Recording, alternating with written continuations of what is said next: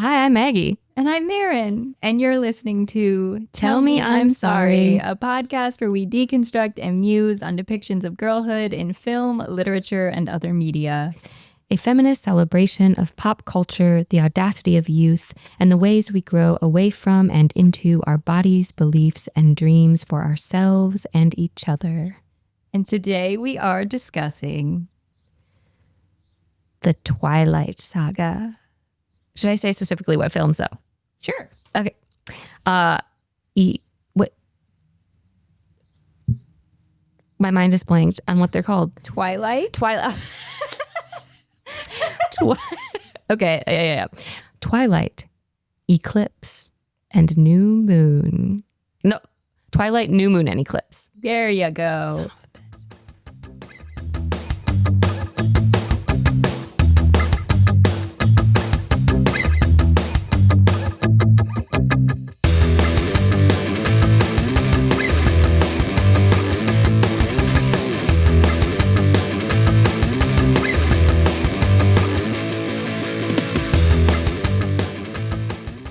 It's okay. They do kind of blend together, especially New Moon and Eclipse.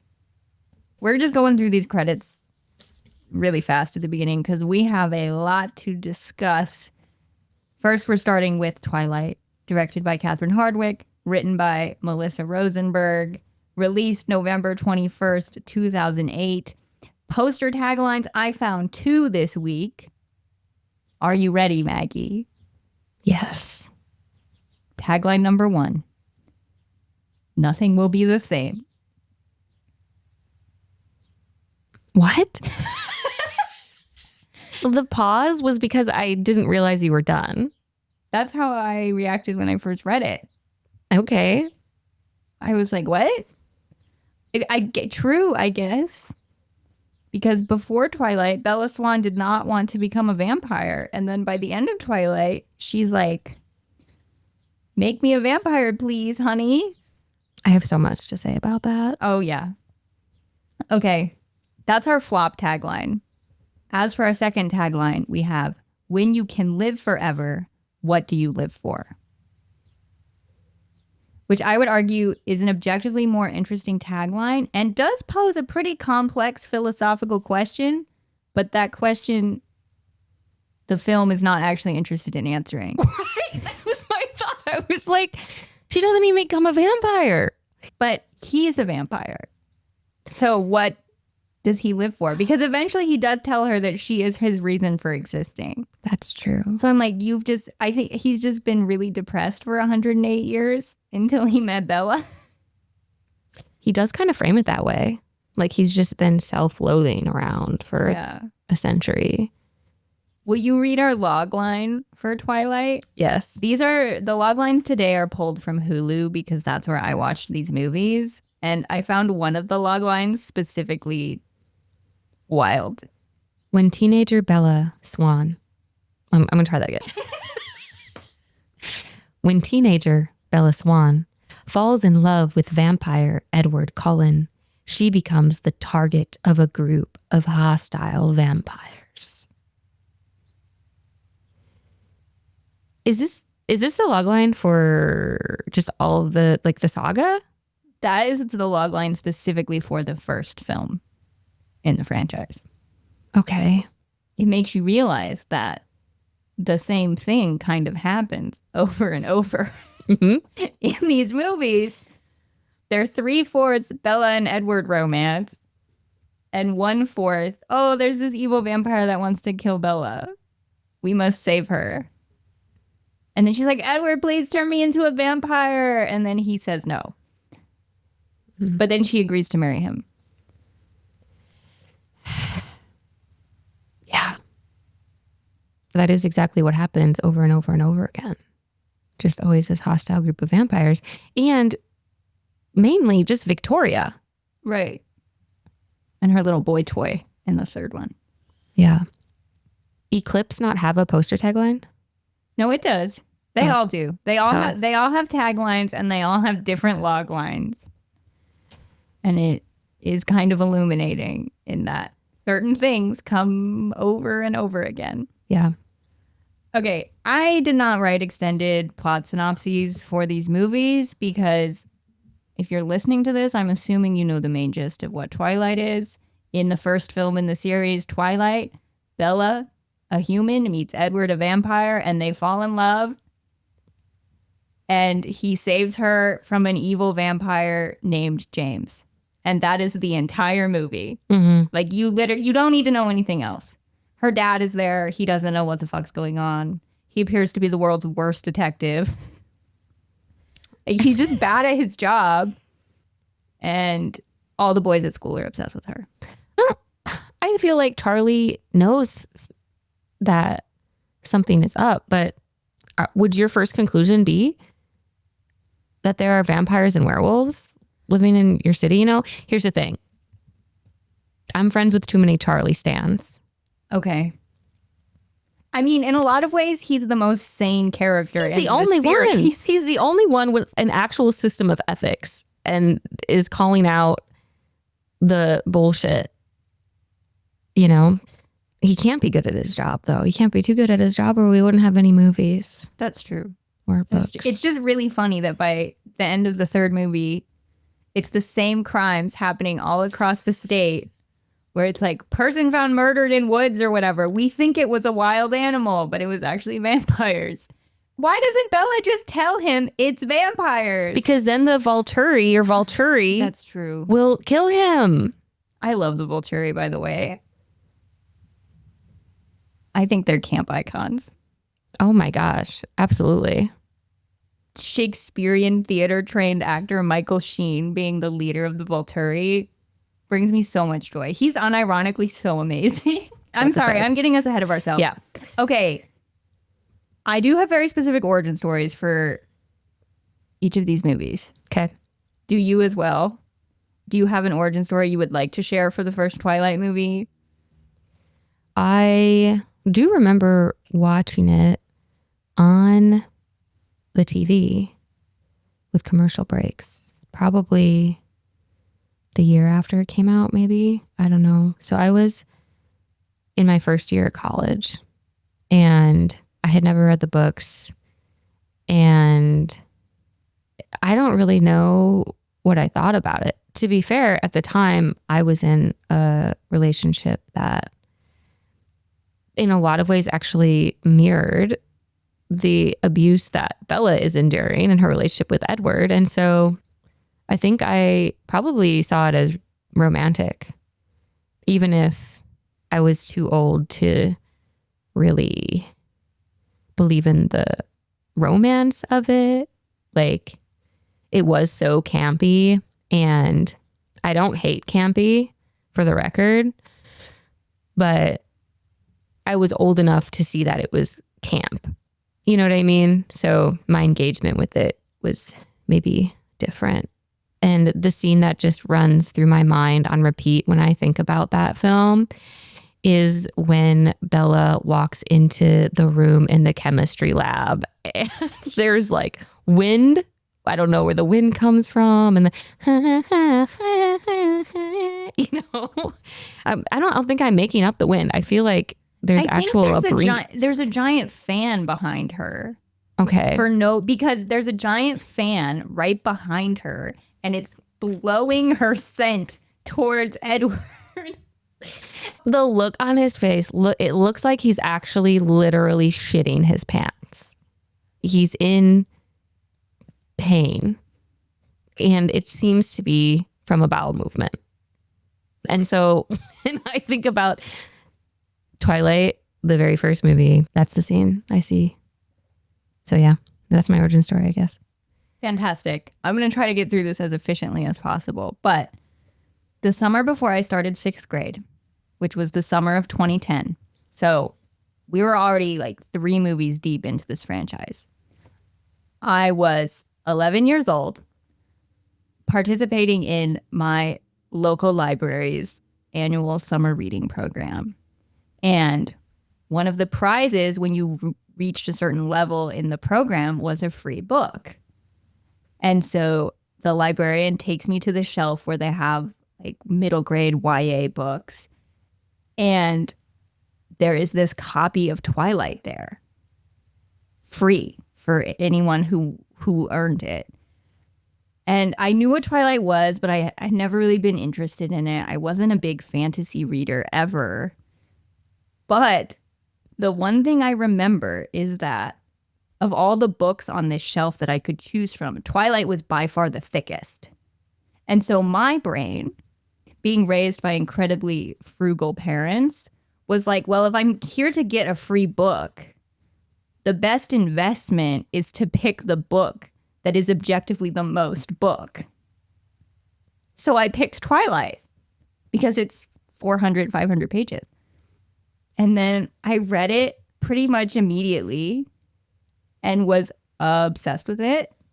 I was staunchly Team Edward, which in the first book, the whole Jacob love triangle situation isn't even that much of a factor. But I knew that that dynamic was coming and existed. And I was like, absolutely no fucking way. Edward is my guy.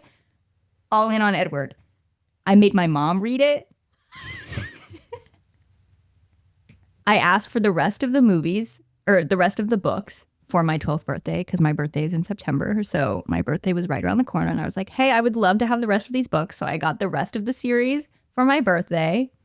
And the first 3 movies were already released. So I had this whole plan where I'm like, oh my God, okay, I can watch the movies that are already out. And then by the time the next movie comes out, I'll have read all the books and I can participate in the like midnight screening, blah, blah, blah. My mom rents the first Twilight movie on DVD from Blockbuster. And wait, had you read all the books then? By that point, I had read all the books. She rents a DVD from Blockbuster. We watch it together. And I hated it so much that I never watched any of the other movies. I boycotted the rest of the film franchise. And thinking back to why I hated the movie so much, especially watching it now, and I had a fucking blast, I'm pretty sure, if my memory serves correctly, my main issue with the first Twilight movie was that I thought Robert Pattinson was ugly. Which is a statement that I recant wholeheartedly now as an adult. I thought he was ugly and I didn't like him as Edward. And so I refused to watch the rest of the movies. That's actually really funny. I mean, to be fair, when you read a book, you're creating the character's appearance. You know, the writer can only give you so much. And so when you're disappointed by that, by its representation on film, yeah, it can be a tough pill to swallow. So, sorry, Robert. Oh my gosh. Oh, Robert, I'm so sorry. I am now a huge fan of your work. Kristen Stewart as well. I think you're very handsome. But yeah, that's my origin story for Twilight, the first book and film. Again, apologies to Robert.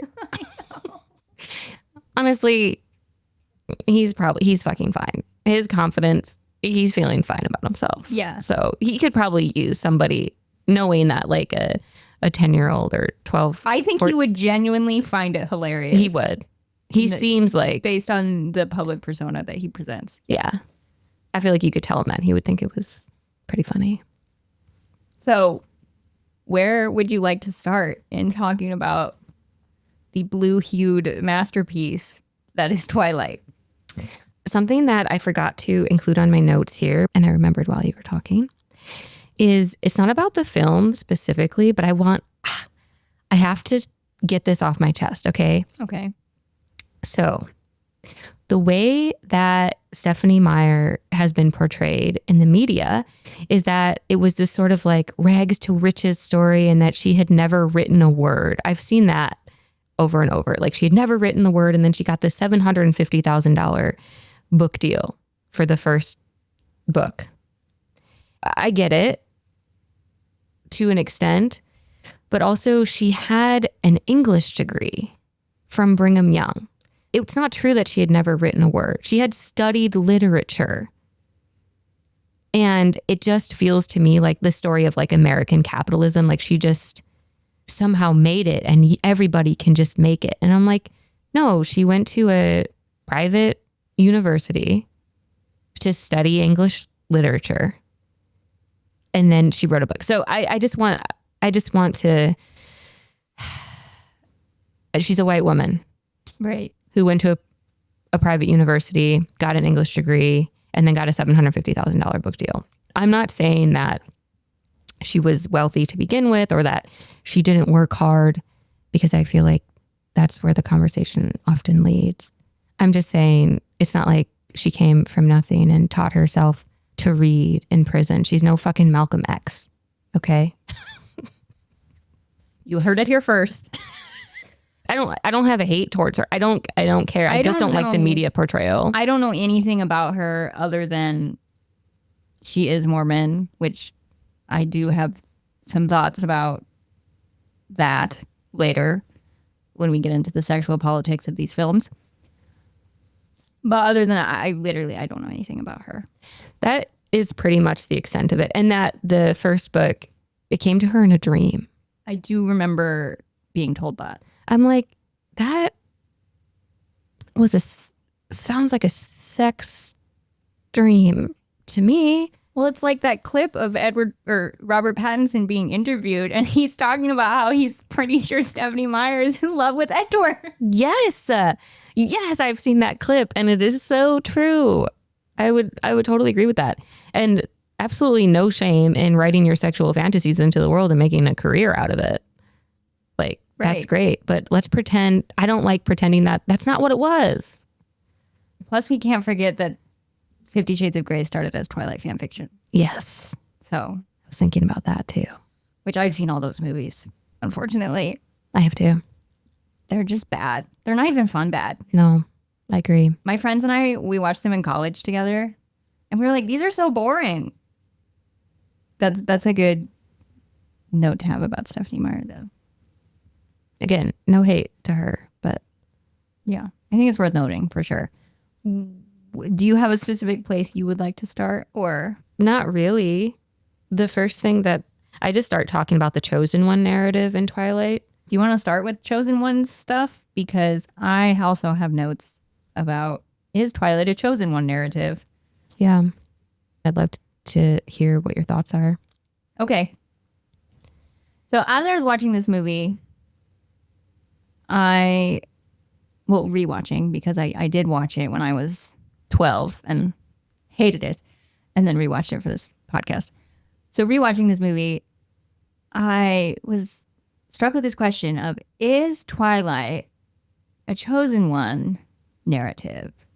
Which the idea of a chosen one is very much a trope that's especially prevalent in like fantasy, science fiction, where the lead protagonist of the work is framed as the inevitable hero due to destiny, unique gifts, and/or special lineage.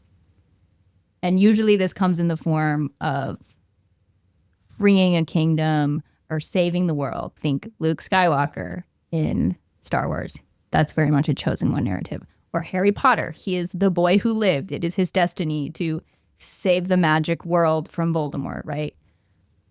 And obviously in Twilight, Bella is not saving the vampire world or the human world. In fact, people are often saving her. But the entire point to me of this whole series is that Bella is Edward's inevitable lover due to destiny. I guess you could maybe say she has a unique gift in that Edward can't read her mind. That's his special vampire power, right? He can read minds, but he can't read hers. So that immediately makes her different. And then he becomes obsessed with her because of that. I don't know.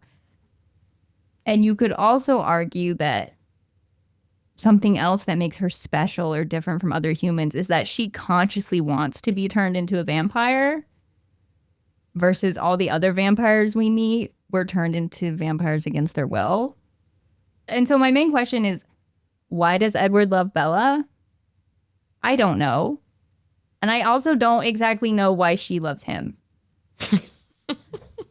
But she needs to be chosen as his lover in order for the rest of the story to exist. Just like how in a traditional fantasy, the protagonist being quote unquote chosen for whatever destiny serves as the basis for the entire story's existence. There is no story here if Edward doesn't choose Bella. And so in that sense, in my mind, it's very much a chosen one narrative, even if it's foregoing a lot of the storytelling elements and genre elements that we typically find in other chosen one narratives. For me, in trying to answer this question, I literally wrote, is Twilight a chosen one narrative? Yes and no. And I think that in order to make the argument I'm going to make, the way that I'm applying the definition of the accepted definition of the chosen one narrative is perhaps not entirely factual, given our understanding of that specific archetype. But this is why I think where I'm kind of like on the fence about it. I agree with you, and I'm also on the fence about it, because ultimately Bella, and I'm getting a little ahead of myself because obviously she has not given birth yet. But in a lot of ways, I think Bella just ends up being a vessel for this Christ-like figure that becomes her child. So, I mean, in this sense, she is the chosen one, but she has been chosen to bring this half mortal, half immortal being into the world. And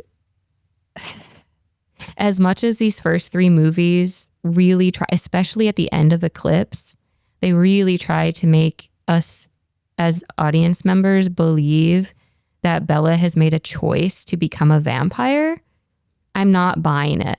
Because the reality is that her association with the Cullens has already put her in severe danger. She has almost died multiple times. And now, honestly, if she doesn't become a vampire, eventually a vampire is just going to come and kill her.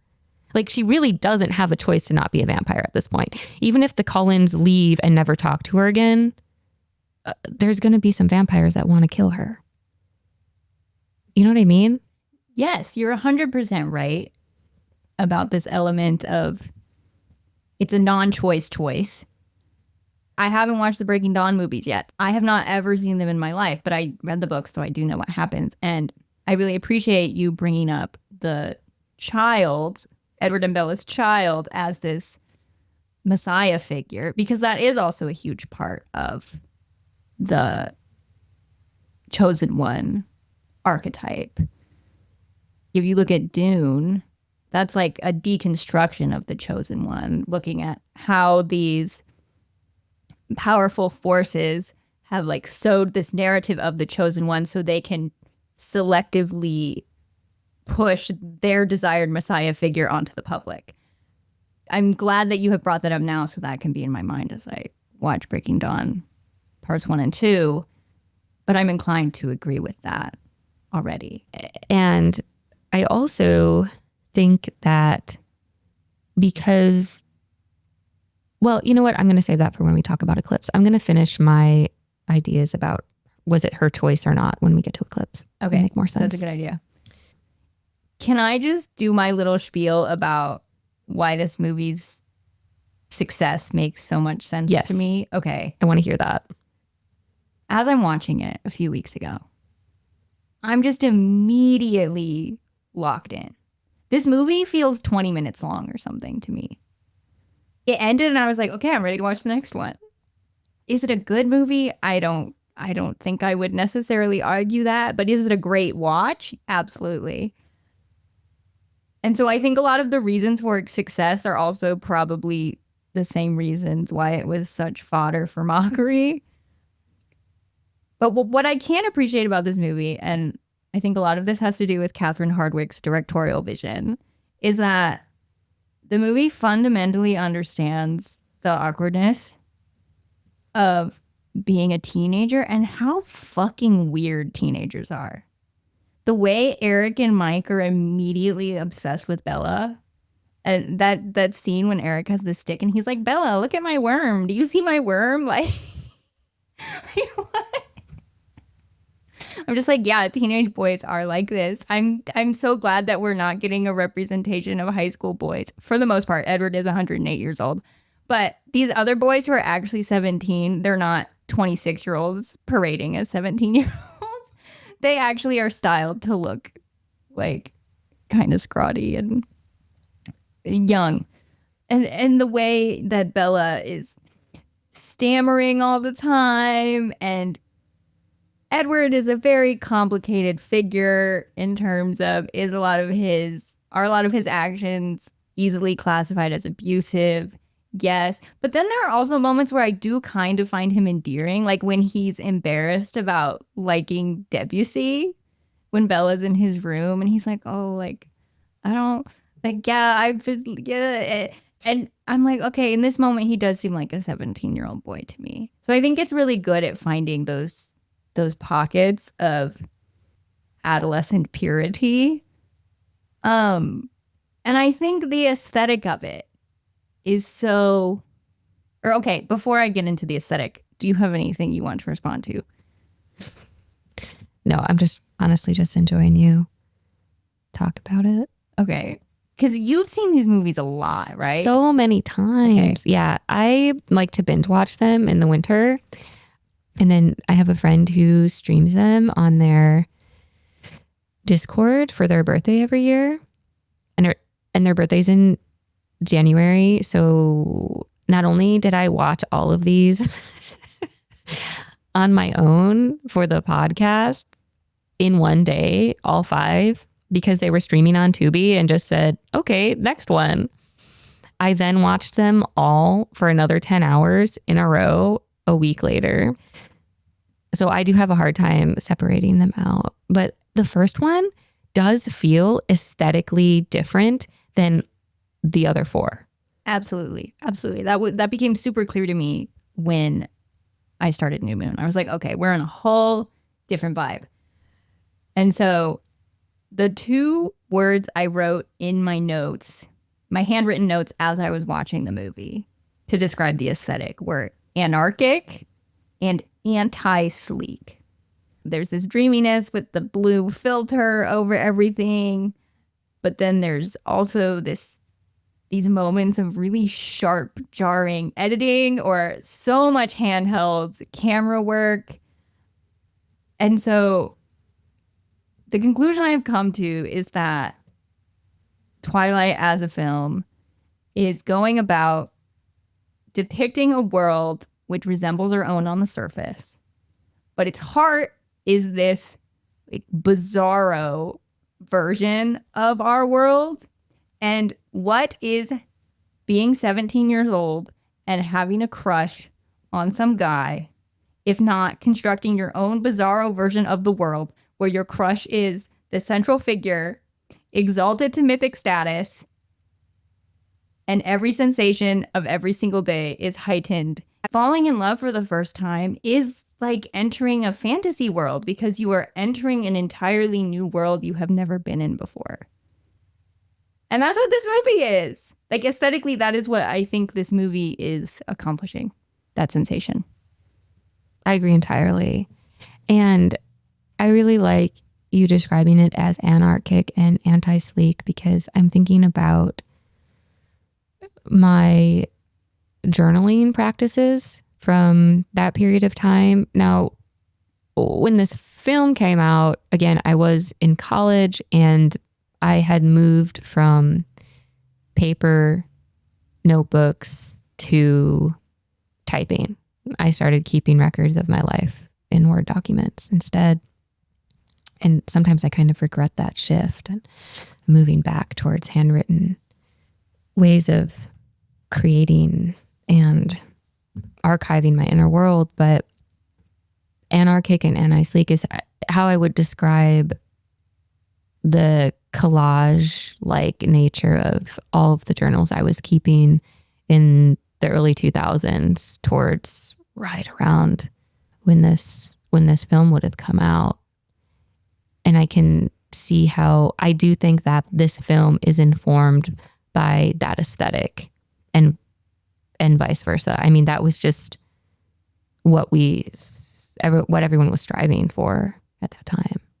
100%. This movie is a total time capsule of 2007, 2008. When they go shopping for prom dresses, I was shuddering at how ugly they were. But I was like, nope, I remember seeing those exact kind of dresses at the mall. And at that point, I was too young to be prom dress shopping, but it was aspirational. One day I will be old enough to go to prom and I'll get to wear a dress like that. And of course, by the time I was going to prom, fashion was totally different. But it just took me way back. I was like, yep, this is an encapsulation of an era. Yeah. Exactly.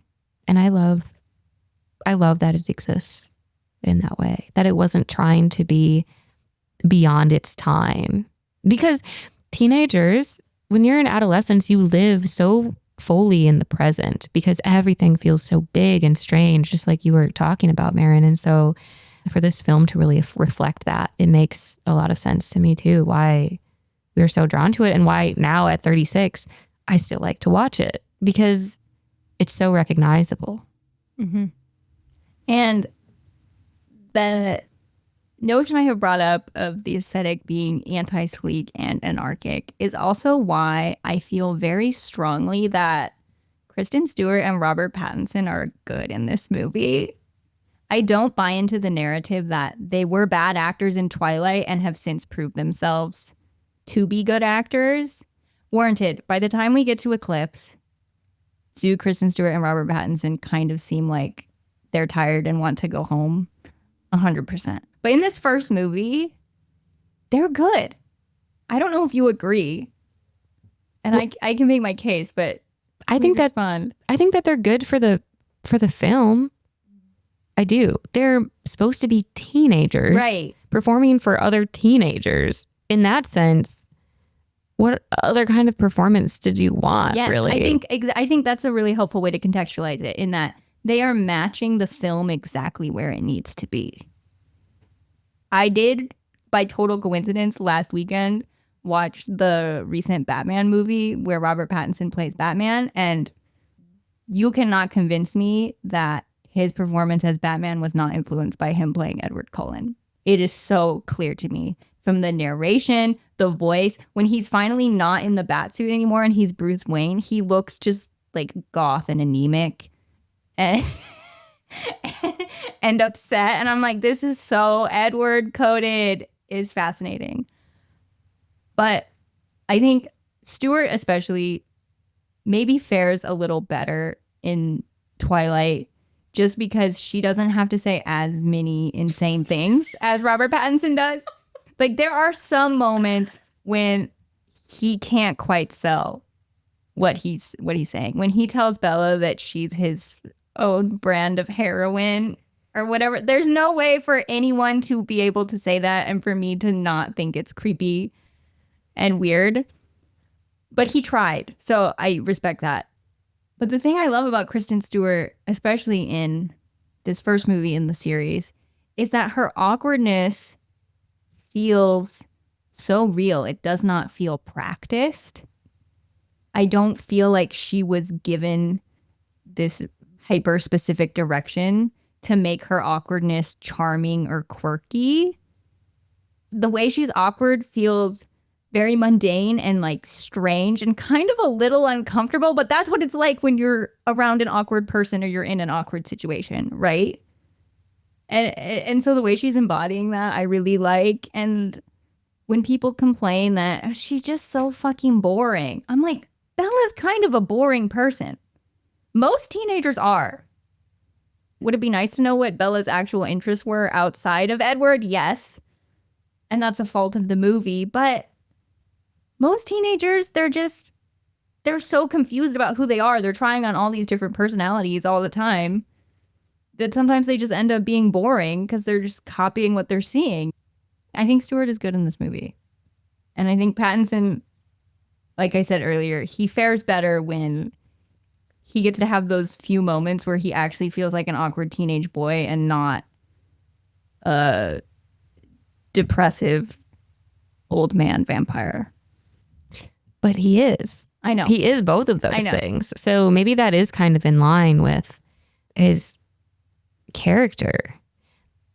When he does say that line about Bella being his own personal brand of heroin, it's fucking weird because, first of all, it's just a weird thing to say to someone. But what I always think about when I hear him say that is, why would you say that to Bella? She's 17 years old.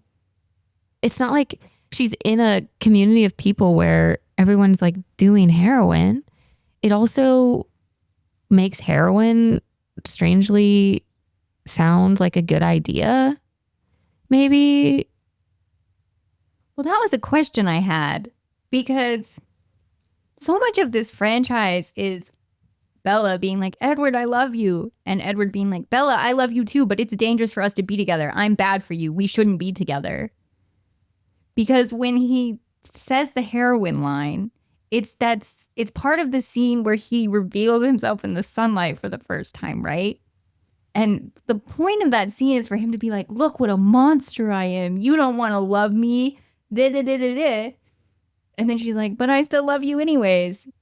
I felt like when he said that, it maybe seemed like it was him trying to convince her that this was a bad idea. But then, even though the movie constantly brings up this is a bad idea, the main point is, but love will prevail anyways. I don't know. Actually, so I think I take back what I said about, was he trying to make heroin? He's trying to like rebrand heroin as this, symbol of love and devotion. I think actually, because he is so obsessed with purity, comparing Bella to heroin is him saying that she's bad for him. He also tells her that he has never thirsted for human blood as much as he has thirsted for hers. So the movie immediately is equating sexual desire and attraction with literal violence. And that's the basis of their relationship. And Bella's like, this seems fishy. But also I'm irrevocably in love with him. Mm-hmm. So I guess I just need to become a vampire too so he doesn't want to kill me. Right. He can't control himself around her unless she is as strong as him. Yeah, it's real messy. So in those moments, obviously, Robert Pattinson, he's trying. And we're meant to see his self-inflicted repression of his feelings as virtuous. And so him saying you're my personal brand of heroin is him being like, you are so bad for me and I am so good for not giving into these feelings. You should be thanking me, Bella. I agree with all that, and I know we will continue to build on these ideas as we work our way through the franchise. The other thing I just want to say is that I watched some movies that Robert Pattinson and Kristen Stewart starred in around this same era, and they're good in them. Like, that's basically the main gist of it. I watched Adventureland, which is a movie from 2009, and Kristen Stewart is the female lead in that film. It's like a coming-of-age drama comedy set at this amusement park in the 80s in the summer, and it's a bunch of college kids, and they're like, I don't know what the fuck I'm doing with my life, and that's kind of the movie. And I like it. I think it's a pretty good movie, actually. And she's bringing a lot of that same kind of nervous energy that she has as Bella in Twilight. And it works. It just works. She's just this ordinary girl who's working at this shitty amusement park. She hates her parents, and she's like, I just want to get the fuck out of here. And also, I'm kind of awkward sometimes. And the wildest part is that the other lead in that movie is Jesse Eisenberg, who also, as an actor, has very nervous energy. And so when you put the two of them together, you're like, I don't know if this can work. The frequencies are going to be too high, too crazy. But it does. Kristen Stewart's always been a good actress. And then I watched that Remember Me movie, which came out in 2010.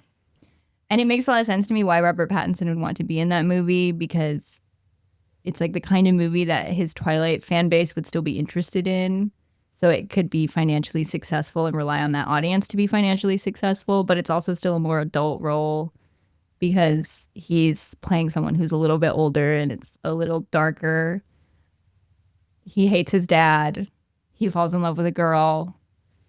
The plot twist at the end of that movie is that he dies in 9/11. And watching it, I was like, is this movie good? No, it's not. Even without the twist, 9/11 twist ending, this movie was not good to begin with, I don't think. But he is good in it. I was like, yeah, I believe you as this disaffected 20-something New Yorker. That's all I have to say. They've always been good. I don't buy this narrative that they were at one point bad and now they're good. Yeah, I agree with that. I will say, remember me tangent, I knew what the plot twist was of this movie before I watched it.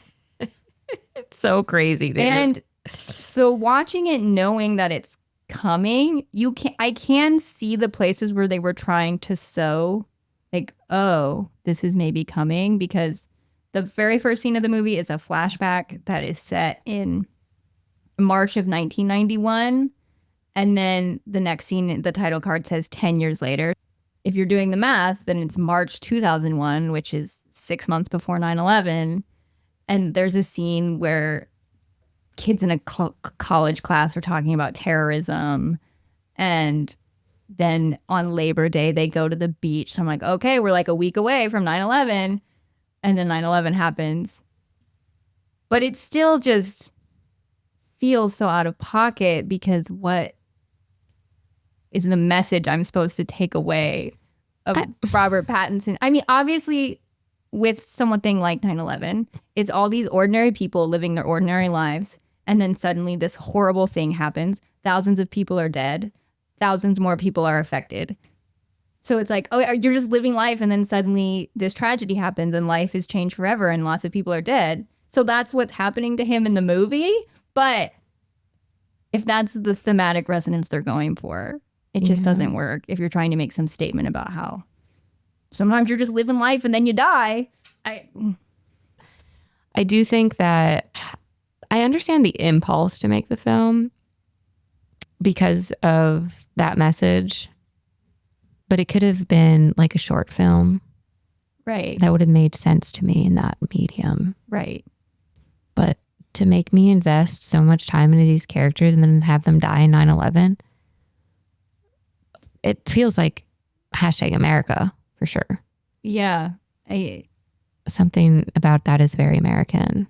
Yeah. And it's truly a baffling artifact, that movie, Remember Me. And I want to know what Robert Pattinson thought when he read that script, truthfully. I understand why he made it. As a career move, it makes sense in terms of it allowed him to both capitalize on his heartthrob image and also move beyond it a little bit at the same time. Yeah. I feel like we're going to take most of this out, but I do have a comment. No, please. I feel like we've been talking about it. But while you were talking, I was thinking about if the film had not ended in that way, it is a film that is recognized because of that plot twist at the end. The ending is the only reason people still talk about that movie at all. Right. So it's what ended up making it memorable, because it didn't have the heart and like the humanity that a film like Good Will Hunting had. And I'm comparing them just because up until Robert Pattinson dies in 9/11, the movie is just about people being human and trying to figure their shit out, right? Good Will Hunting and Remember Me up until 9/11. They're both just about our shared humanity and how do we live and how do we heal and how do we and why do we make these choices that we make. And obviously, Good Will Hunting really resonates with people because of how dynamic those performances are. And of course, Robin Williams' improvisations. But Remember Me doesn't have that kind of quality. That's a really interesting analog, Good Will Hunting. I hadn't thought of that, but that makes a lot of sense to me. Just in like what life stages the characters are at and the way that the Will character and Tyler. Tyler is Robert Pattinson's character's name. Such a Tyler. Like, That makes sense. they're kind of these similar archetypes. They're like bad boys grappling with trauma. And because Good Will Hunting has so much more grit to it in its entirety, which might be helped by the fact that it's allowed to be an R-rated movie. There's more frank discussion of sex. There's lots of swearing. It can get away with earning that sweeter ending of I gotta go see about a girl and him driving down the highway. Versus the grit of Remember Me it's fake grit. It's not. Well, even that film, when I'm thinking about it, I feel like it has almost a golden sheen to it. The color palette of the cinematography feels washed over in memory, which makes sense. But because it has this sort of flights of fancy quality to it, it just doesn't resonate as real. And then the ending absolutely just makes it fantastical in the worst way possible. Exactly. So, okay. I'm moving the fuck on. I'm cutting us off from this tangent. I think this was an interesting conversation. I'll try to salvage as much of this as possible. I could do 2 hours contextualizing Robert Pattinson's entire career and going through movie by movie what he made and how it all somehow relates to Twilight. But I'm not going to do that. Instead, we're going to talk about New Moon. Is that where we're at? Yeah. Okay. New Moon, the second film in the Twilight Saga, directed by Chris Weitz, written by Melissa Rosenberg, released November 20, 2009. Our poster tagline, get ready to be underwhelmed. The next chapter begins. What? To be fair, it was such a cultural phenomenon at that point. Everybody knew what the fuck was up. But come on. They didn't even try. You can't even blame it on AI. This was 2000. This was 2009. Yeah. So a human wrote that. Some marketing executive got paid a lot of money to come up with that. Is it the next chapter begins? Yes. Factually correct, I guess. Okay. Yeah. This logline is my favorite. I'm really curious to know what you think about it. Again, the loglines I have pulled for this episode are from Hulu.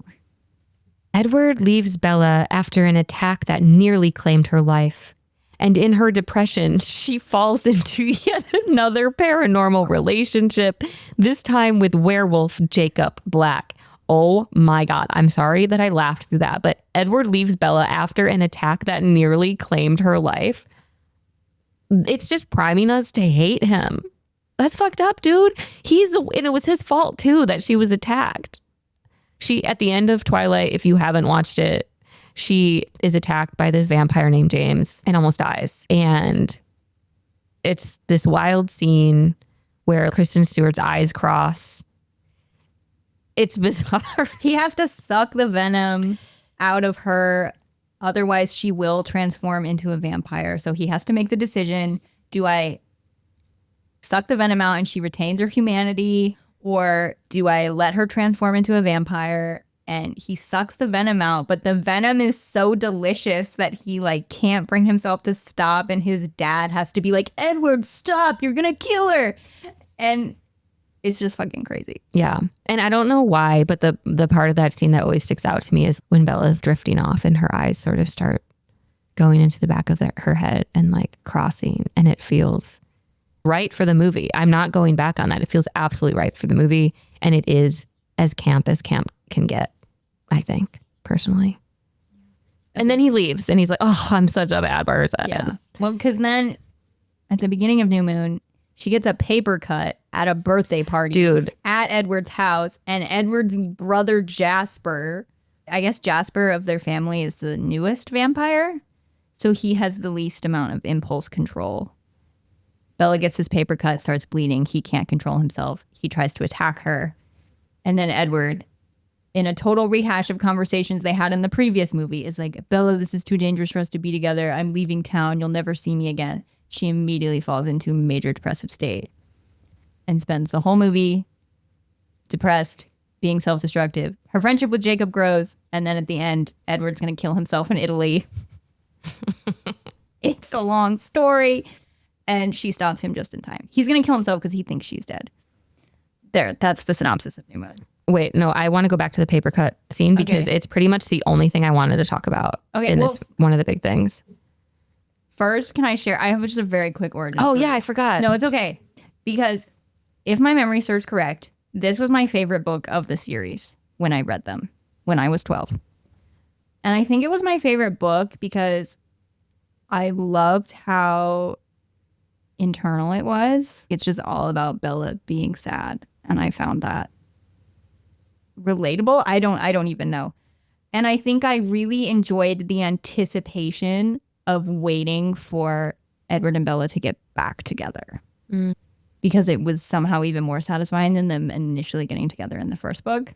And the other thing I want to share about this book is that I remember my copy. It was a paperback copy, and our dog, she was a yellow lab. Her name was Asher. We loved her very, very much. She chewed the corner of my copy of New Moon, and I was really upset about it, and I cried a lot. And I thought it was the end of the world that the tiniest corner of this book got chewed away. But it ended up being fine. But for an hour, I was so upset and inconsolable. I had no idea that your love for the Twilight Saga went so deep. Yes, it did. I don't talk about this a lot because I got over it quite quickly. Once I watched the first movie and didn't like it, I sort of just got over it. I was like, well, moving on from that. And then even within a few years, I was like, oh, Twilight, there's a lot of fucked up stuff in there. I liked that. And then I got rid of my books out of shame, which I wish I hadn't done. And I've often considered rebuying them just to have them, but I haven't done that. Okay, paper cut. Okay, so listen. Bella goes to the Collins house because it's her birthday and they want to throw her a birthday party. While Bella is opening a gift, she gets a paper cut. Now, when you think about getting a paper cut, you think, oh, just a little slice, it's going to sting, right? It doesn't even usually bleed. No, it is bleeding down her hand, down her arm, and it's really funny. And then there's this slow motion scene of Edward and Jasper because Edward senses that, Jasper, because he's the youngest of the vampires, he hasn't learned to control himself around human blood the way a lot of the other vampires have. And so Edward knows that Jasper's going to come after Bella. And in order to protect Bella from Jasper, Edward slams Bella into the wall. She flies across. I'm sorry, I can't even get through it. She flies across the room. And then she does get injured, so I shouldn't be laughing this hard, but it is really funny scene. It's so ridiculous. And then when she bounces off the wall and then slides and falls under this table, and that breaks. And then that glass table. Mm-hmm. And so her arm gets sliced open. So now there's even more blood. And so much of it was in slow motion leading up to her being slammed into the wall. And then, of course, Jasper and Edward tumble into each other and are fighting. And it's so stupid. And I love it.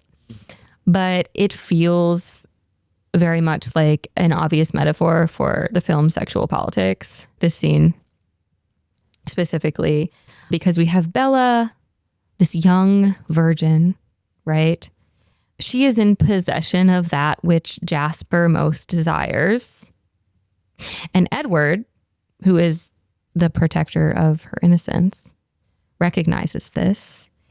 And in an effort to, quote unquote, protect her, actually causes her more physical and emotional harm because he is controlling and abusive. It's toxic masculinity on display, and how toxic masculinity is often used by the patriarchy to justify the way in which women are harmed in the name of being protected by that which they need to be protected from. And that's just a confounding thing to hold in one's brain, the metaphorical insidiousness coupled with the aesthetic hilarity. We're adults. we can laugh at it while also acknowledging that its underlying messages are troubling. Yeah. And I think I think it's pretty simple. That's just the way it is. No, it's so true. And I'm sorry, as you're talking, I just keep seeing Bella because the way she flies into the wall too, her legs are at like a 90-degree angle. It's like she's sitting on the floor. Imagine sitting on the floor with your legs in front of you, except now you're levitating in the air. Like that is how she flies into the wall. Yeah. It doesn't, all of it. Mm-hmm. I love it. I hate it. Yeah. And that leads me to, I guess, my main thing with this movie, which, like we have said, this happens, this awful attack. And then Edward's like, Bella, I need to talk to you. They go to the woods for some reason. And he breaks up with her. And not only does he break up with her, but he tells her that his entire family is leaving town, that he'll never see her again. Goodbye. Okay. She just turned 18. All right. And she's already deeply distressed about being 18 because now she's a year older than Edward. And she's going to only continue getting older while he stays the same. So she's like, Edward, please turn me into a vampire. I don't want to get another year older being human. So that's what happens. And I am not going to stick my neck out too far for this movie and say that it is a poignant or groundbreaking depiction of depression or self-destruction. But I do think there is something fundamentally authentic to how it depicts the adolescent broken heart as a totally debilitating condition. Because Edward dumps Bella and she immediately loses her will to live and ceases to be a functional person, in that she immediately collapses onto the ground, spends the night asleep in the forest, and people have to find her the next day and bring her home. And then we get that, what is maybe the most well-known iconography of the entire franchise, that 360 camera shot of her just sitting in the window, looking out the window as the different seasons are passing to signify that she's not doing anything. She's so depressed and comatose. And I'm like, yeah, that is what it's like when you're 18 and you get your heart broken.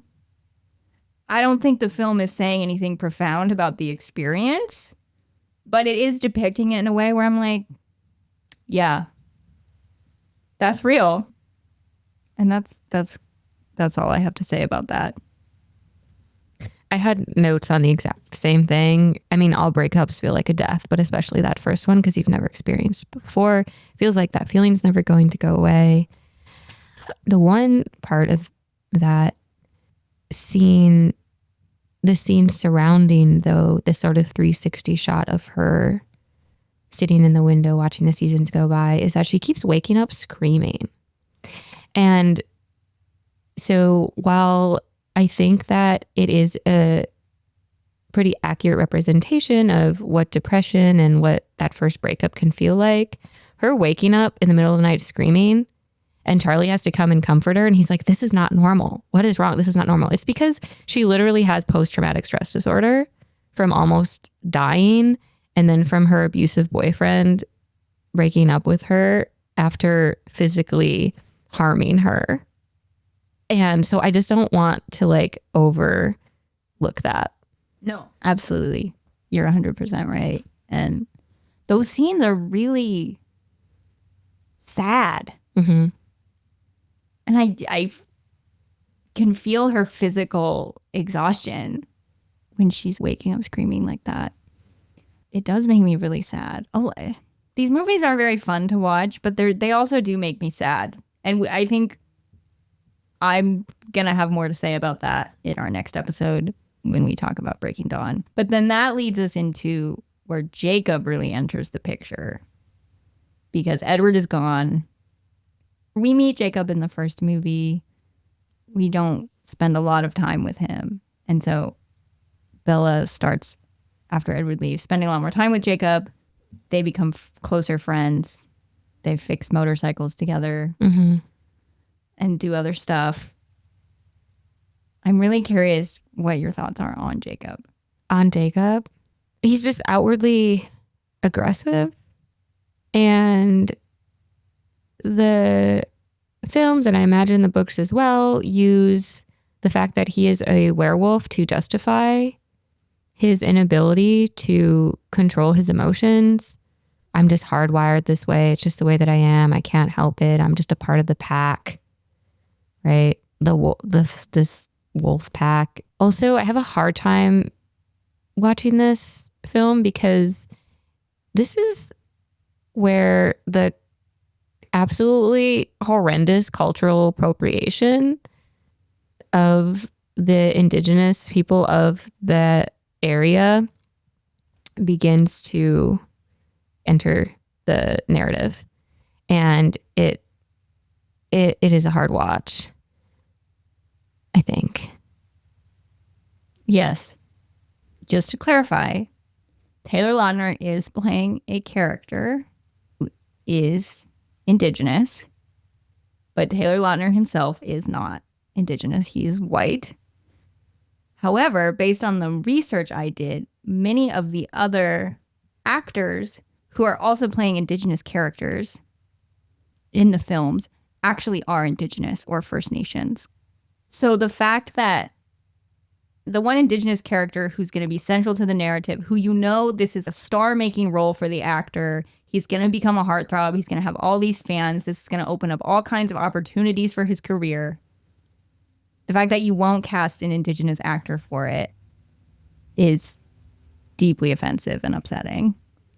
And yes, all the wolf stuff, it's a way to keep Bella in submission because he tells her, and this is maybe in Eclipse, I don't know, they're all running together, but he tells her, like, if you make me mad, then I'm going to turn into a wolf. So you can't make me mad. It's on you to protect yourself from me, because when I get upset, I'm going to turn into a werewolf, and then I don't have any control anymore. And if I hurt you, it's your fault. Mm-hmm. And obviously these two choices of love interests that this narrative has presented to Bella, they both suck as options. I don't wish her to be with either of them. But the thing I find really troubling about Jacob is that his primary strategy for winning over her romantic affections is to just lean into her pre-existing insecurities about her relationship with Edward and just reminding her how he never really loved you, blah, blah, blah, blah, blah. And to an extent, is he saying things that are maybe true? Yes. But he's not telling her these things because he wants her to escape from this abusive relationship with a 108-year-old vampire. He's saying these things in hopes that he'll like wear down her spirit so much that she caves into choosing him rather than actually choosing him. And that kind of shit really pisses me off. Because it's very clear to me that she just wants to be his friend. Yeah. She just needs a friend. She wants to be his friend. I don't think she led him on in any way. It never seemed like she was romantically interested in him. And he immediately just plunges into this narrative of, it's me or him. I think you actually love me. You actually want to be with me. You don't want to be with him. And it's just infuriating because it's just super rooted in possessiveness, which, again, Edward is also possessive. I'm not saying that he's not, but that's just Jacob's whole, or it's hurt by the fact that Taylor Lautner is not a very compelling screen presence either. I think too, well, a couple things. One, I do want to go back really quick to the mention of cultural appropriation, because I was going to mention that, yeah, there are Indigenous and First Nation actors. And like you mentioned, though, Taylor Lautner gets this lead role and he's this white man. And there are several problems, but I would say like the primary one is it's a commodification of their culture, which has been created though and filtered through Stephanie Myers. I'm not saying this is an accurate representation of specific culture, but that is how it is presented to the world. And this franchise is so incredibly successful. And now Stephenie Meyer, this white woman with an English literature degree from Brigham Young, has been allowed to sort of rewrite. And for a lot of audience members, I think, they were introduced potentially for the first time to this specific region of Indigenous and First Nation people. And now this is how this entire culture has been characterized via this commodification of a white woman with an English lit degree. Yes. From a Mormon university. Yes. I appreciate you adding that context, because what I was saying earlier about casting a white actor as the lead Indigenous character in the franchise, even if they had casted an Indigenous or First Nations actor, I'm not saying that would resolve all the issues. There are other deep-seated narrative issues with the depiction of Indigenous culture that would still be there even if the actor had been different. The narrative that has now been shared with the world. Right. As a result. And this culture created by Stephenie Meyer is being represented as an Indigenous culture in a way that is being used to justify Jacob's abusive behavior. Exactly. So it's just, yeah. But this is the film with the iconic line, "Bella, where the hell have you been, Loca?" We need to mention that. That happens in New Moon. Yeah. Not much else happens in New Moon. No. I think, well, okay. Can I go back to what I said about Taylor Lautner being a very not compelling screen presence? My primary exposure to Taylor Lautner as a child was the film Cheaper by the Dozen 2. What? Where he plays Eugene Levy and Carmen Electra's son. Which is just, what? The fact, yeah. Weird. Or maybe Carmen Electra plays his stepmom. I don't remember, but those are his parent figures in the movie. And this was a few years before Twilight, so he was younger. I think it was after Shark Boy and Lava Girl, but before Twilight. And I was trying to find clips of him in that movie to compare his acting, and I couldn't find any. When I would look up like Taylor Lautner, Cheaper by the Dozen 2, all I could find were a bunch of tribute videos that I'm assuming Twilight fans made, but I don't know, where it was his scenes from that movie, but there was music laid over there.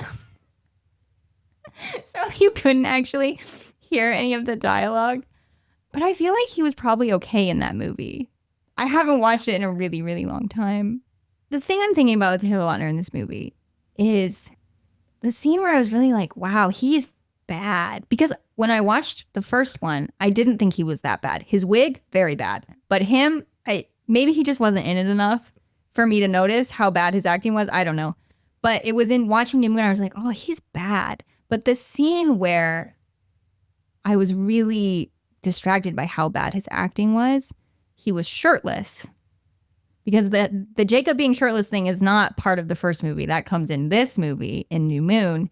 And it wasn't just that his vocal delivery was really unnatural and difficult to listen to, but he was just walking beside Bella. And even just the way he was walking, he didn't look like a normal person walking. He was just obvious he was so self-aware of his own body in that moment. And so I'm inclined to be like, maybe he's a bad actor, or maybe he was really uncomfortable with being shirtless in this scene. Though in Eclipse, his acting isn't any better, whether or not he has clothes on. So I don't know. That's just a working theory that the sexualization of Taylor Lautner might have been part of why he was bad in this movie, because also the marketing really leaned into that. Mm-hmm. So I just wanted to add that context while also being like, Buddy has the charisma of a vacuum cleaner.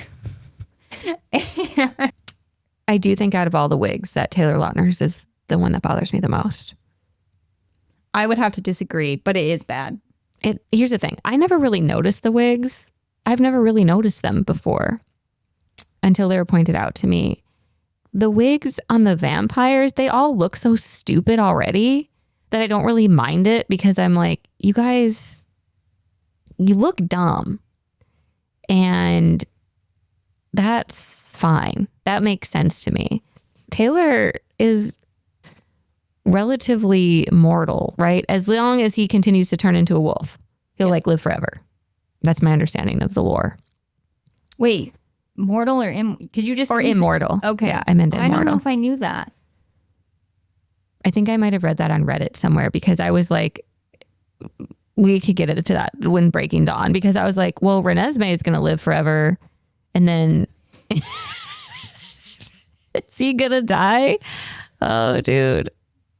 I don't have anything more to say about New Moon. Other than I think it loses a lot of juice when Edward Pattinson's not on screen. Having to sit through 45 minutes of Jacob and Bella. Yeah. It's boring as hell. But then once we were back in Italy, I was like, okay, thank you. We have some melodrama. We have some camp.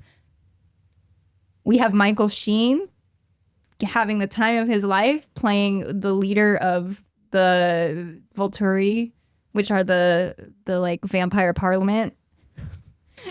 And I was like, okay.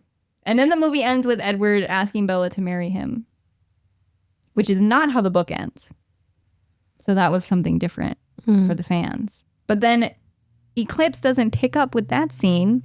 It just picks up later. Anyways, okay. Are we moving on to Eclipse now? Yeah, I think okay. we should. Because I only really have one thing. The only thing I want to say about Eclipse is sexual politics stuff. Eclipse, the third movie in the Twilight Saga, directed by David Slade, written by Melissa Rosenberg, released June 30th, 2010.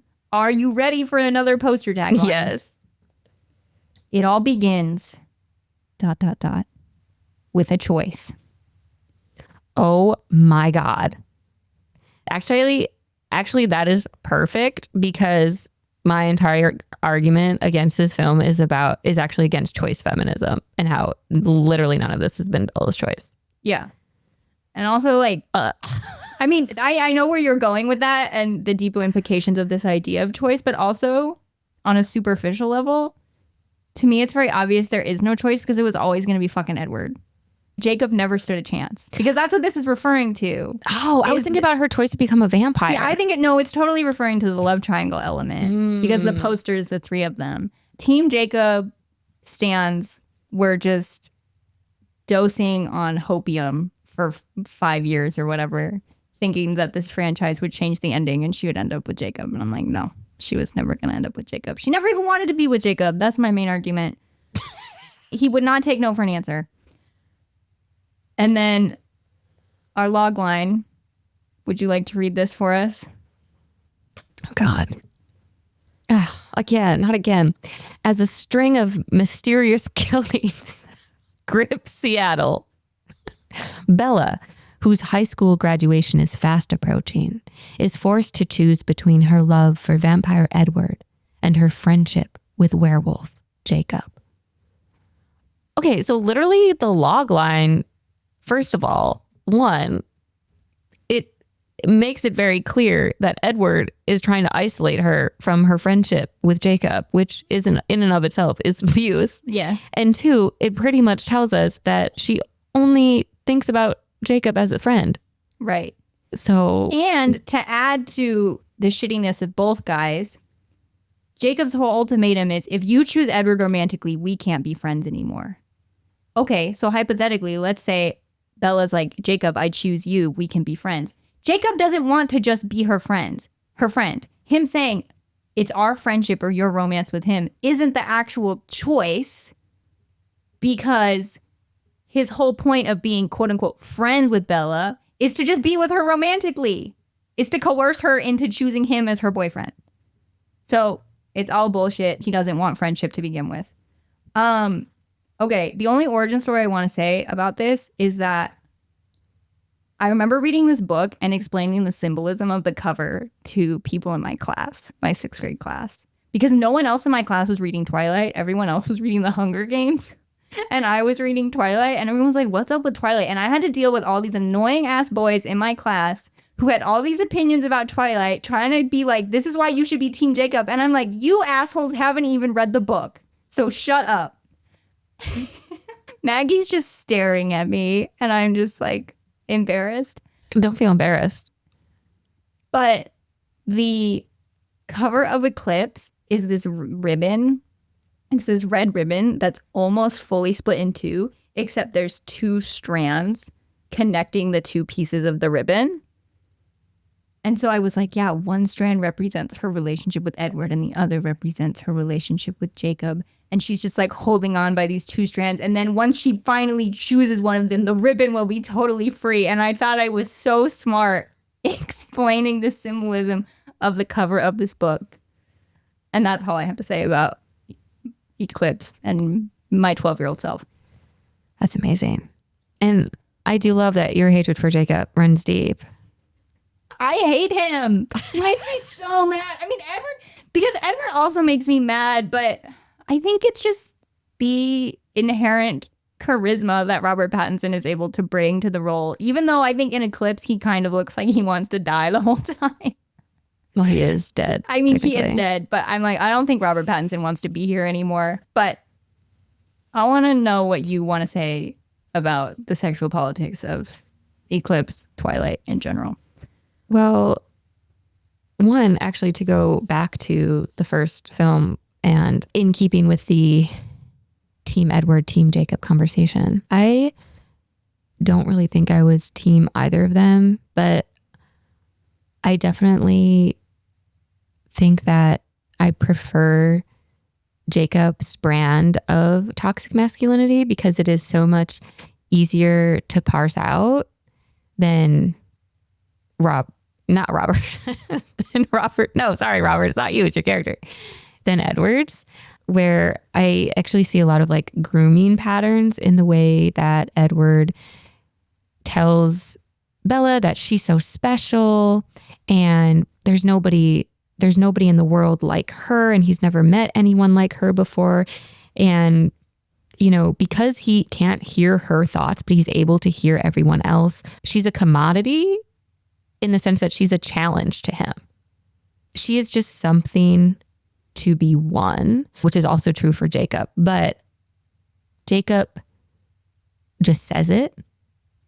And I guess I just think the narrative of the will they, won't they between Jacob and Bella is less dangerous for young women because it's more obvious that it is dangerous. I can't disagree with any of that. Like I've said before, I don't think either of these boys are men, whatever. They're not good people. No, they're both horrible. They're horrible. And when we're saying that it's so obvious that they serve as these metaphors for toxic masculinity and these depictions of abuse, we are able to glean that because we are intelligent, critical thinking humans. The movie doesn't want us to see that. The movie thinks it's just portraying an interspecies time spanning heartfelt romance. Yeah, I want to be clear, even though it was probably pretty obvious, we're not giving these movies credit for being thoughtful explorations of the violence and toxicity that we're talking about. Right. Nor did I, the first time I saw at least the first Twilight and probably the first three, I would not have recognized all of the toxicity and the dangerous messages that were being sent to me via this franchise. It's only in retrospect that I'm able to come to these conclusions.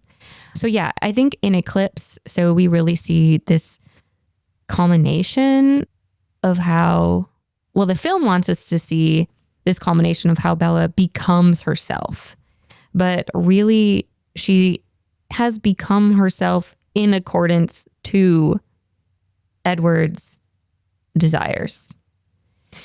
And I actually wrote out what Bella says in the final scene of Eclipse because it's important to the argument. Okay, so this is when Bella and Edward are in the meadow and they're having this, heartfelt conversation. And Bella says, "This wasn't a choice between you and Jacob.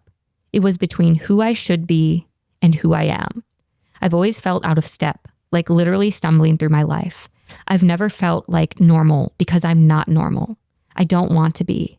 I've had to face death and loss and pain in your world, but I've also never felt stronger, like more real, more myself, because it's my world too.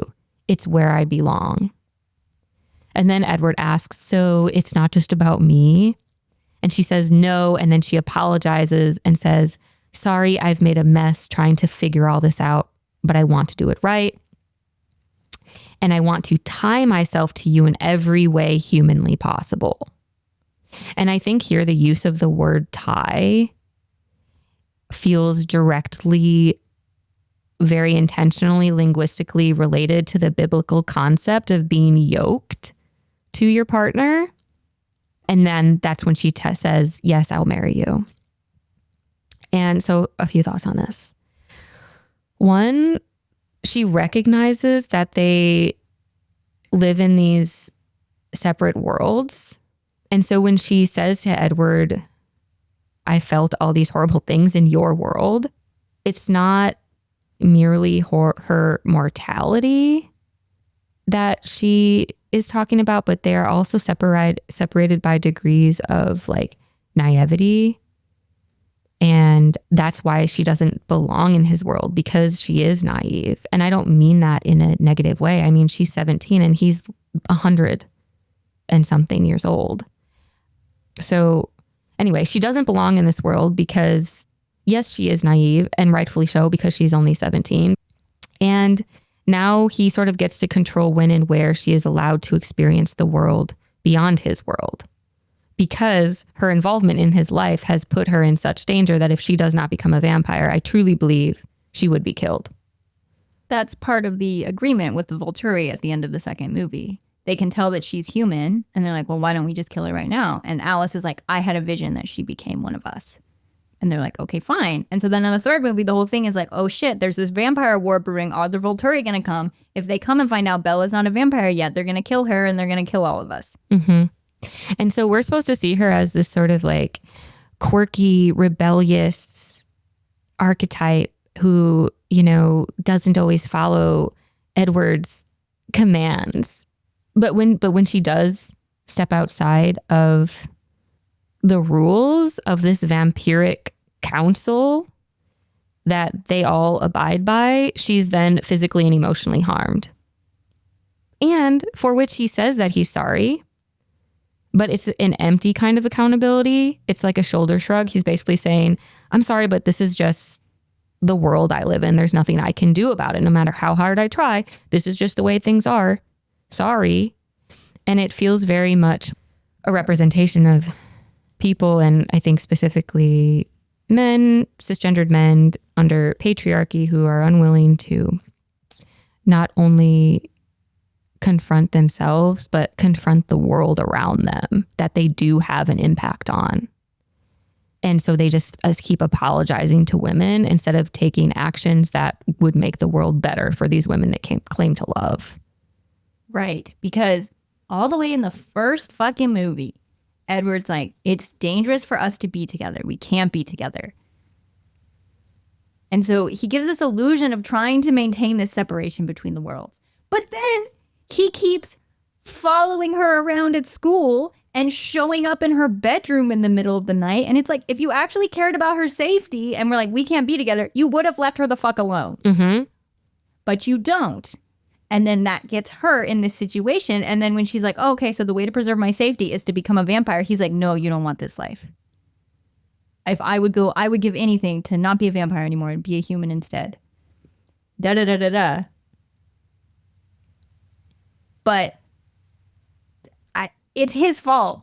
It's his fault. It is. It's his fault. And that's where this illusion of choice comes in. Because the fact that Edward's like, no, I don't want you to be a vampire. And she's like, but I want to. It's my choice.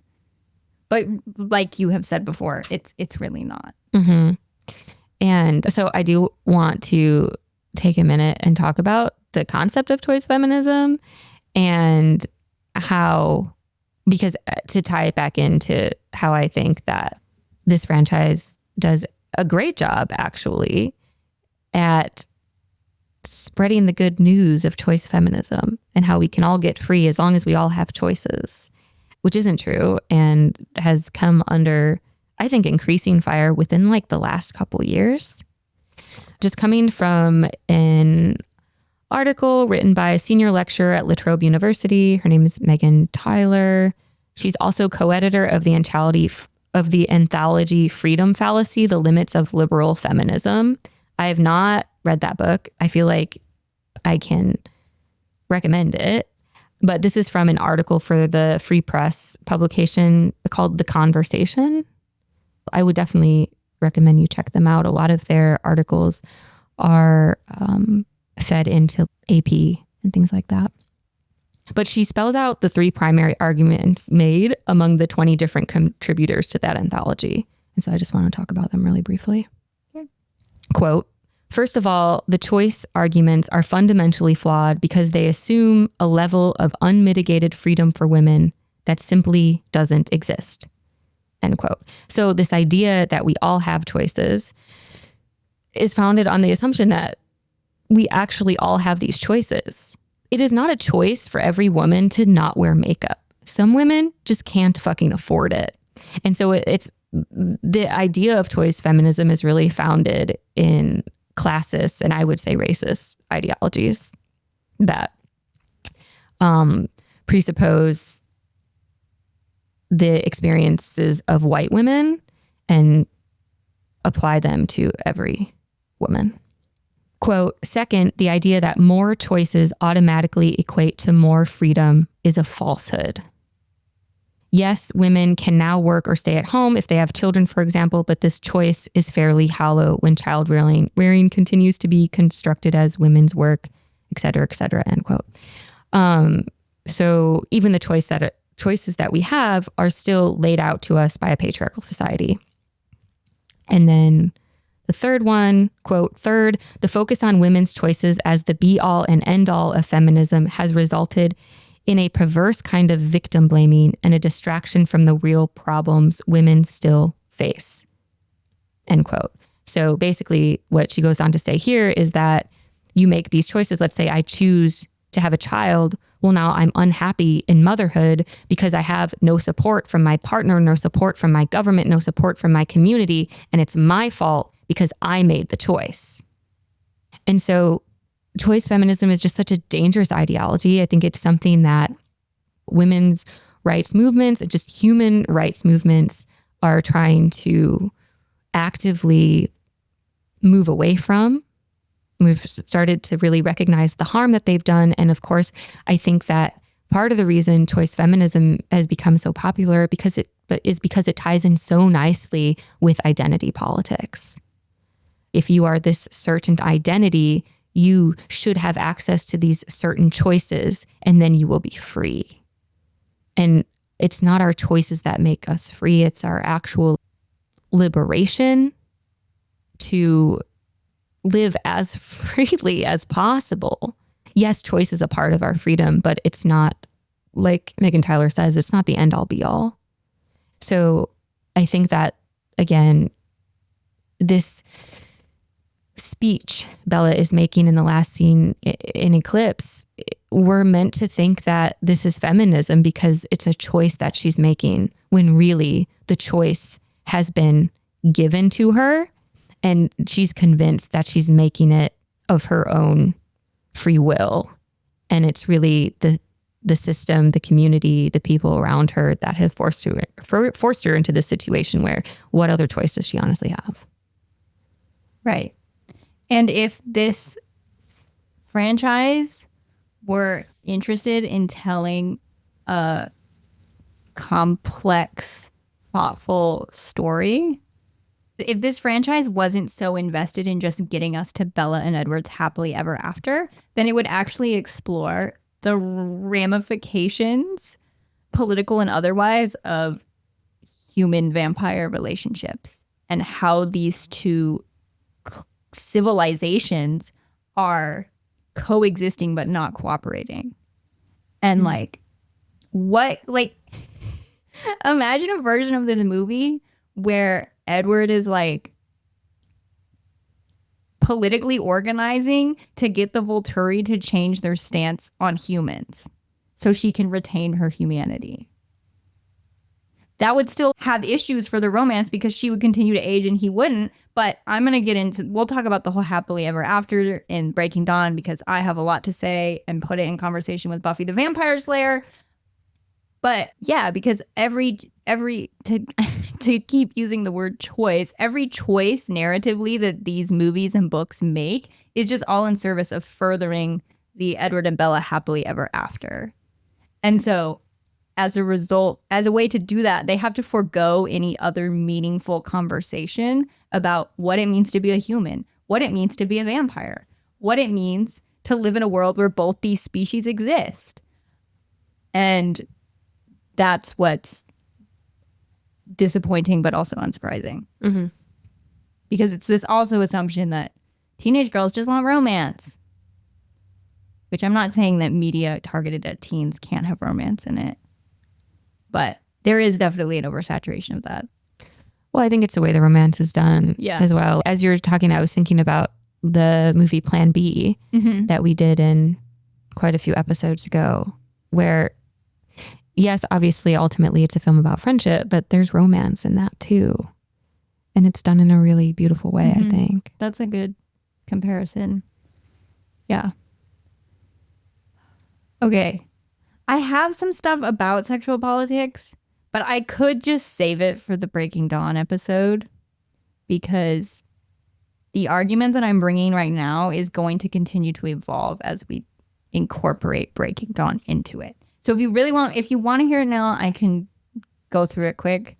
I'd rather you have time. Okay. I'd rather we have time to talk about it. And then also in Breaking Dawn, I mean, I have so much to say about the sexual politics. Yeah, that's where that's the bulk of it. And because I am just thinking a lot about, to give a little preview, I'm thinking a lot about Christian purity culture and the way those ideas are intersecting with vampirism and stuff.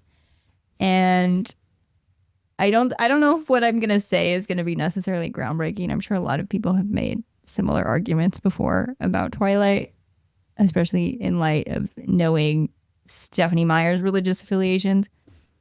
But I think it will be a good discussion to have nonetheless.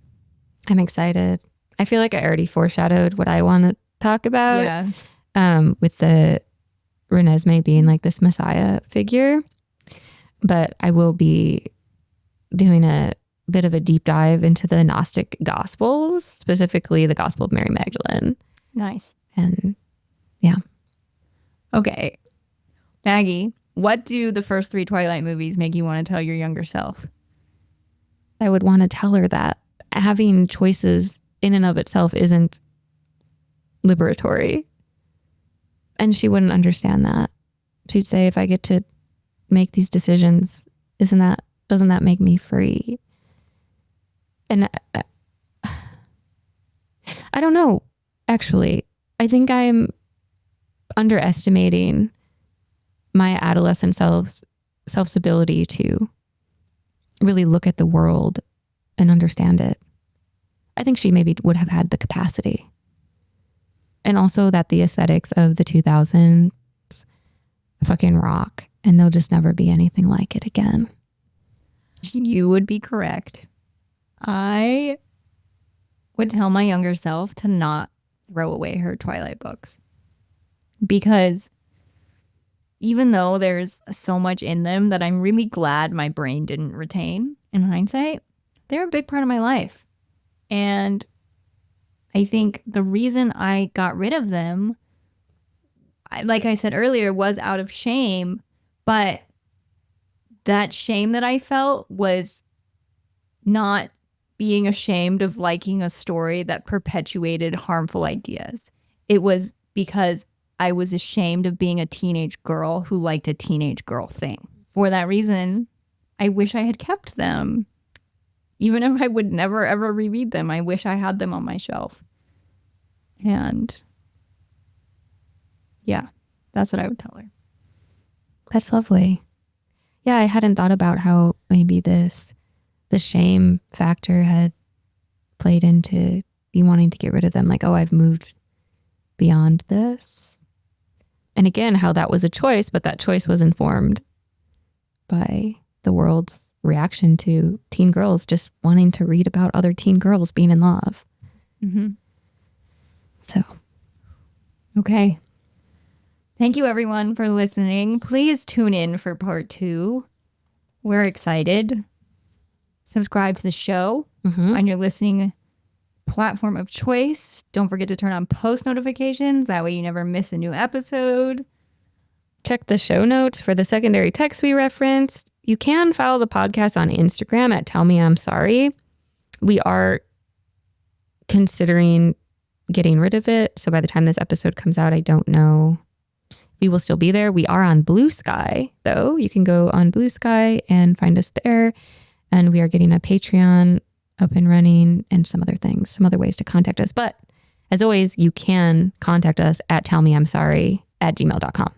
Yes. So, and if you would also like to join our book club, you can do that. As of right now, there's a link to do that in our Instagram bio. But I will also put a link in the show notes that you can copy and paste into your browser for how to join our book club. yes. Awesome. And did we say something about stay tuned for the Juvenalia Encore? Oh, I forgot to talk to you about, I might have lined up a person. Oh, awesome. I don't know if you did. I hadn't. Well, I okay. hadn't. Our friend Lindsey, Yes. who we have talked about on the podcast before, was also a huge Twilight fan in her youth. And so she is going to submit something that pertains to her youthful love of Twilight. So that will be the Juvenalia Encore for this episode. So if you tune in after we tune out, keep listening. She's going to share some wonderful anecdote with you all. And we hope you enjoy it. Thank you so much. I'm Marin. And I'm Maggie. I hope you have a wonderful day. All right. Okay. Bye. Love you. Bye.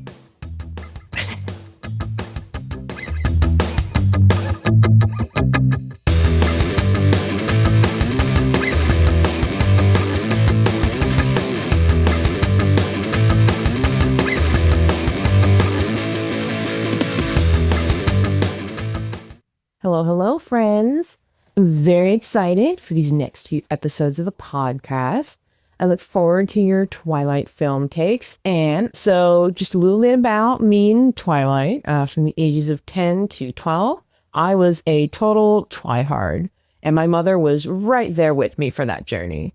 And for those years, I was obsessed. All I wanted to do was live in the world of those books to the point where I would actually fall asleep listening to the audiobooks playing more nights than not. One particular Twilight memory that stands out for me as really kind of lovely is from my midnight premieres. And the premieres were always on Friday, but they were Friday at midnight, which meant going to the movie Thursday evening, which meant I got to skip school that following Friday. The first of those premieres that we went to was for the Eclipse movie. And the thing about that is, and I'm not sure why this is, it's probably like either a production thing or a marketing thing, but Eclipse worked out to be the only Twilight movie that came out in the summer. But the other two that we went to, the other two premieres after that, were back in November. And so my mom and I had this routine that we fell into where we'd get Dunkin' Donuts, we would get coffee at like 10:30 at night, and we would go to the theater in our town, and we always pre-ordered our tickets as soon as we could. So like we could just walk in when it was time. But there was a line outside for people who had not pre-ordered, kind of like old school Blockbuster. It was never a huge line, but it was still a line. And then after the movie, we'd both be like so tired, but also like so wired too. And we'd end up talking about the movie the whole way home. I keep thinking about how exciting it was as a kid to go to a midnight premiere because it was so novel, you know? It's the novelty of getting to be out late. And me as a burgeoning night owl, I really appreciated that.